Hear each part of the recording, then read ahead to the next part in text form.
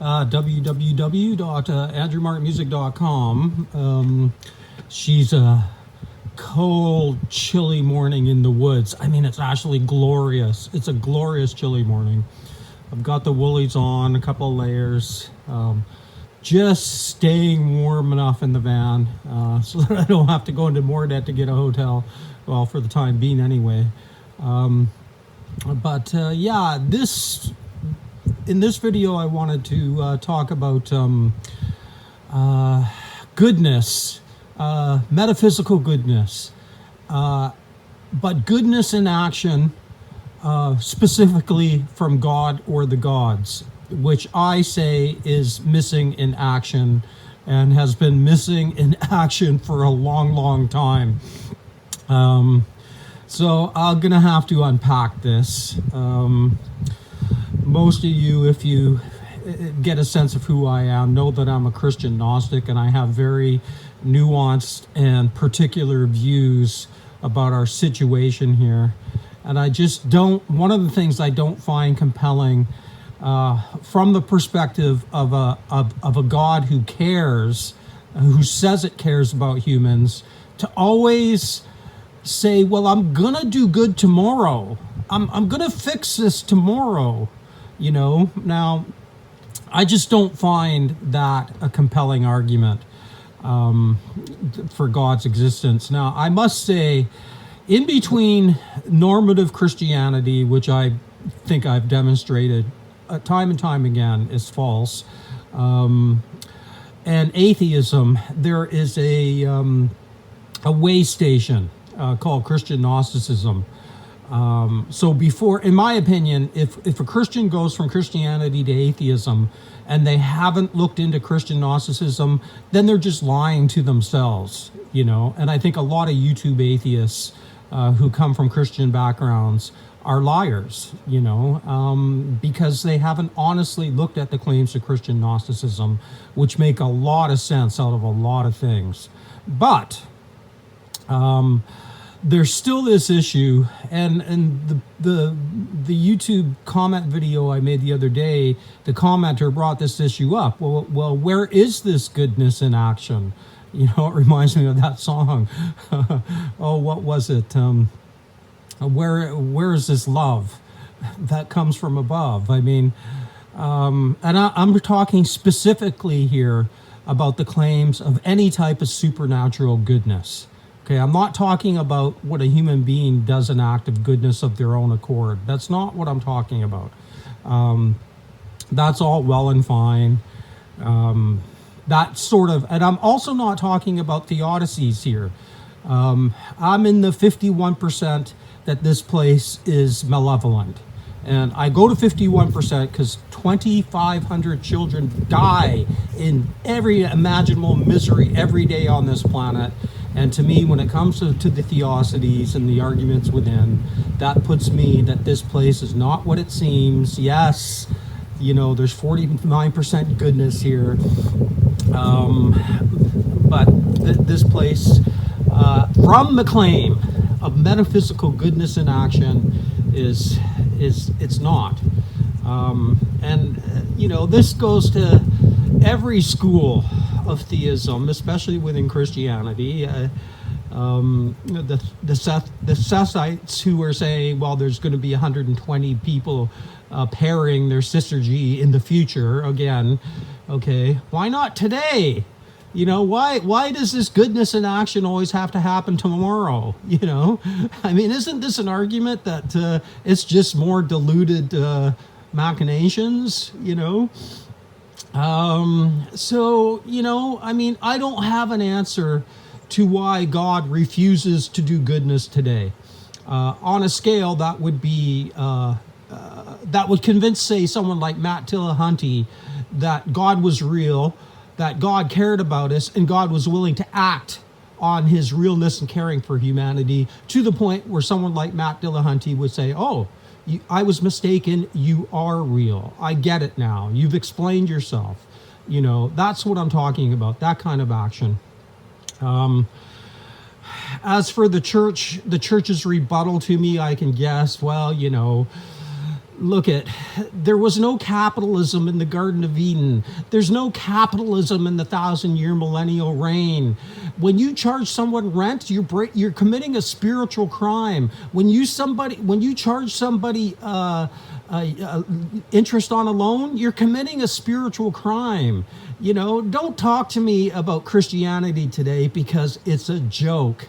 It's a joke from the claims of its own initial foundations. Okay, it's Christianity today is a creation of the moneylenders.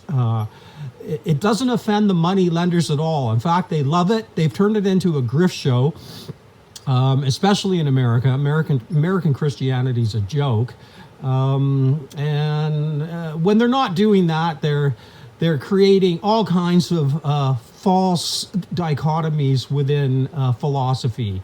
You see this in the latest Capturing Christianity with Rationality Rules videos, where they just go into such absurd abstractions that it takes away from any real meaningful embodied analysis of, especially within the idea of simplex.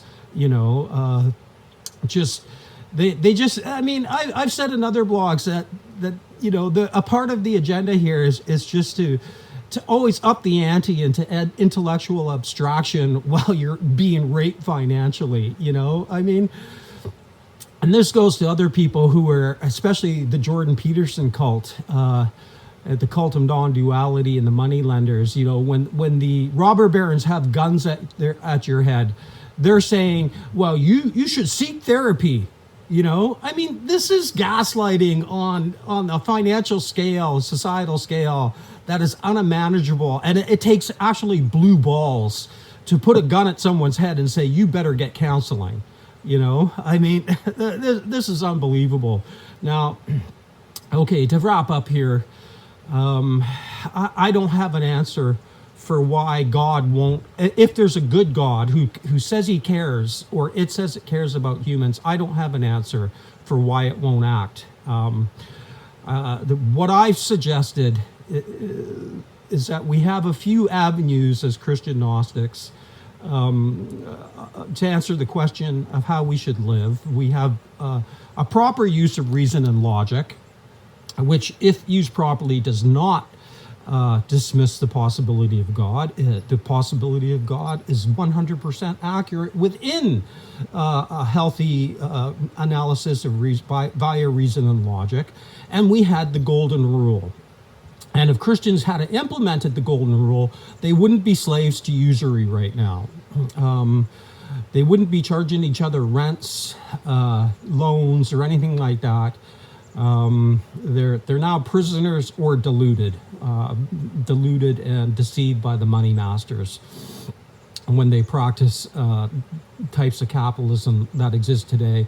And this does not make me a communist. Marx was controlled opposition by the enemies of God, by the enemies of goodness, because I don't like to say the word God, because that means Yahweh, who's just an archon.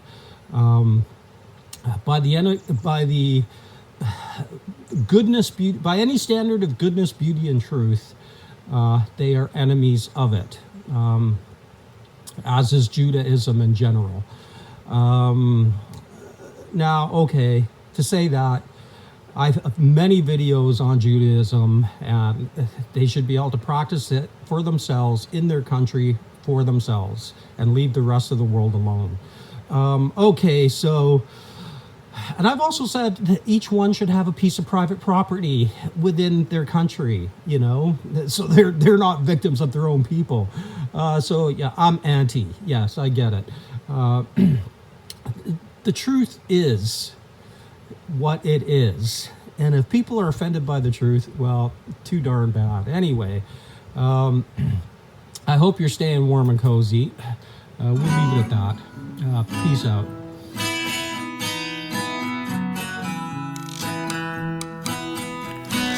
Over and over I'll ask and you want.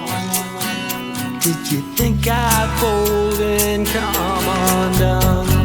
How tougher than you'll ever know, weathered by the cold winds in the winter snow. Over and over I'll ask and you want.